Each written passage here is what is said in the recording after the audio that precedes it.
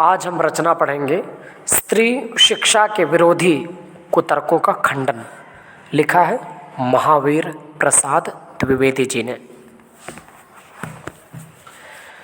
बड़े शोक की बात है, आजकल भी ऐसे लोग विद्यमान हैं जो स्त्रियों को पढ़ाना उनके और गृह सुख के नाश का कारण समझते हैं। और लोग भी ऐसे वैसे नहीं, सुशिक्षित लोग, ऐसे लोग जिन्होंने बड़े बड़े स्कूलों और शायद कॉलेजों में भी शिक्षा पाई है, जो धर्म शास्त्र और संस्कृत के ग्रंथ साहित्य से परिचय रखते हैं और जिनका पेशा कुशिक्षितों को सुशिक्षित करना और कुमार्गगामियों को सुमार्गगामी बनाना और अधार्मिकों को धर्म तत्व समझाना है, उनकी दलीलें सुन लीजिए। नंबर 1, पुराने संस्कृत कवियों के नाटकों में कुलीन स्त्रियों से अपढ़ों की भाषा में बातें कराई गई हैं। इससे प्रमाणित है कि इस देश में स्त्रियों को पढ़ाने की चाल न थी। होती तो इतिहास पुराण आदि में उनको पढ़ाने की नियमबद्ध प्रणाली जरूर लिखी मिलती। 2, स्त्रियों को पढ़ाने से अनर्थ होते हैं। शकुंतला इतना कम पढ़ी थी कि गवारों की भांति भाषा में मुश्किल से एक छोटा सा श्लोक वह लिख सकती थी। तिस पर भी उसकी इस इतनी कम शिक्षा ने भी अनर्थ कर डाला।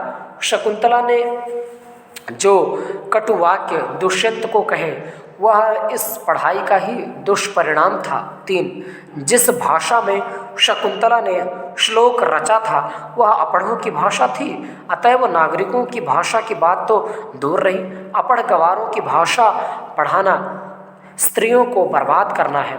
इस तरह की दलीलों का सबसे अधिक प्रभावशाली उत्तर उपेक्षा ही है। तथापि 2-4 बातें लिखे देते हैं।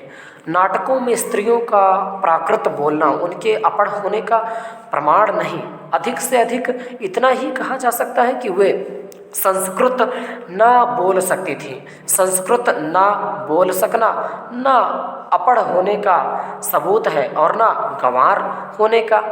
अच्छा, तो उत्तर रामचरित में ऋषियों की वेदांतवादिनी पत्नियां कौन सी भाषा बोलती थीं बताओ? उनकी संस्कृत क्या कोई कंवारी संस्कृत थी?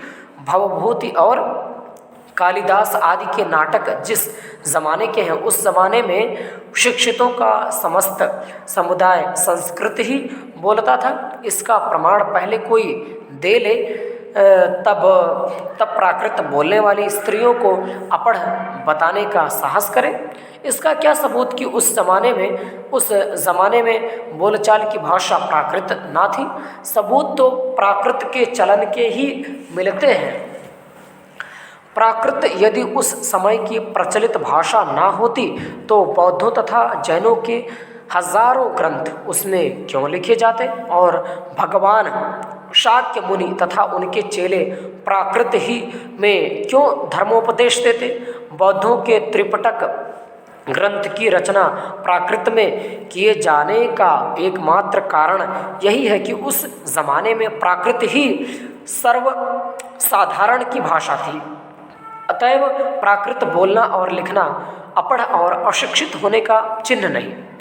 जिन पंडितों ने गाथा, सप्तशती, सेतुबंध, महाकाव्य और कुमार पालचरित आदि ग्रंथ प्राकृत में बनाए हैं, वे यदि अपढ़ और गंवार थे तो हिंदी के प्रसिद्ध से भी प्रसिद्ध अखबार का संपादक इस ज़माने में अपढ़ और गंवार कहा जा सकता है, क्योंकि वह अपने ज़माने की प्रचलित भाषा में अखबार लिखता है।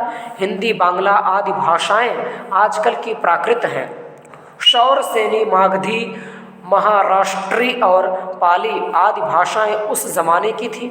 प्राकृत पढ़कर भी उस ज़माने में लोग उसी तरह सभ्य और शिक्षित और पंडित हो सकते थे जिस तरह की हिंदी, बांग्ला, मराठी आदि भाषाएं पढ़कर इस ज़माने में हम हो सकते हैं। फिर प्राकृत बोलना अपढ़ होने का सबूत है? यह बात कैसे मानी जा सकती है? जिस समय आचार्यों ने नाट्य शास्त्रों संबंधी नियम बनाए थे। उस समय सर्वसाधारण की भाषा संस्कृत ना थी, चुने हुए लोगों की ही संस्कृत भाषा पढ़ो लिखो की भाषा थी और यही बोली भी जा सकती थी। इसी से उन्होंने उनकी भाषा संस्कृत और दूसरे लोगों तथा स्त्रियों की भाषा प्राकृत रखने का नियम कर दिया। अब अगली जो इसकी कथानुकथा की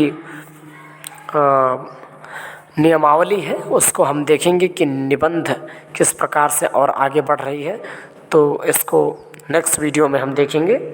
तब तक के लिए जय हिंद।